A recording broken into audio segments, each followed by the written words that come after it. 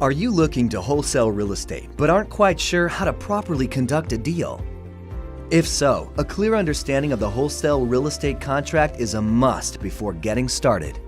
Real estate wholesalers act as mediators between buyers and sellers. A wholesale investor locates a potential deal, secures the rights to the property with the wholesale real estate contract, and then assigns the contract to another real estate investor, making a profit through facilitating the deal. Wholesale real estate deals have the potential to provide powerful wealth-building benefits, but investors must first familiarize themselves with the intricacies of the wholesale assignment contract before they can take advantage of this investing strategy, which is exactly what we're here to explain. The first step in understanding the wholesale assignment contract is to first understand the wholesale process in general. Wholesalers act as the middleman between sellers and buyers.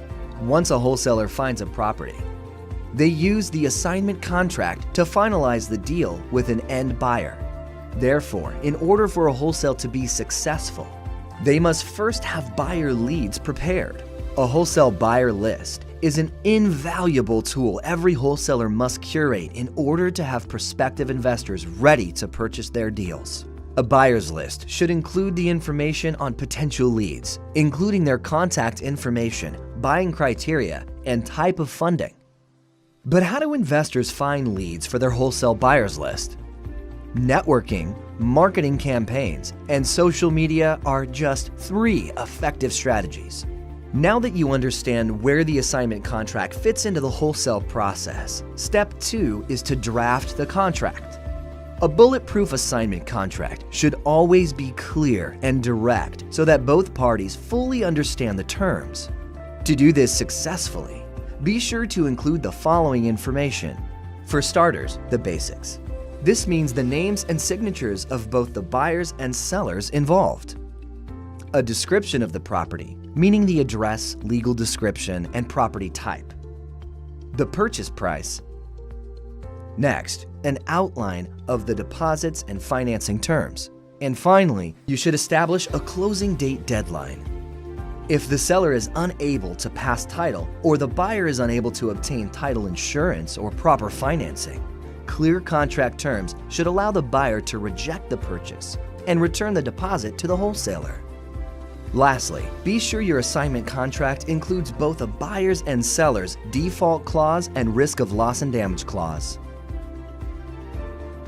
The default clause should outline the rights of the seller and buyer, should either one default on the agreed upon terms of the contract.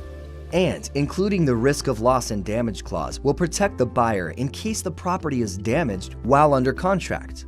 Overall, wholesalers should aim to include as much detailed and specific information about a deal in their real estate contract as possible to establish clarity for both parties. Once you've drafted a thorough real estate contract, step 3 is to actually assign the contract to your end buyer. As you know, when a real estate investor begins a wholesale deal, they first identify a motivated seller who agrees to sell their property under market value. When the property is purchased, the wholesale real estate contract is signed. This means that now the wholesale buyer has equitable interest in the property. The doctrine of equitable conversion enables the wholesaler to become the equitable owner of the property and have control of it through the contract. But the seller maintains the title to the property. Next, the wholesaler assigns the contractual rights to another investor. This requires an assignment of real estate purchase and sale agreement. This is a legal document that essentially states the new buyer is assuming the wholesaler's responsibility, including the purchase of the property based on agreed upon terms.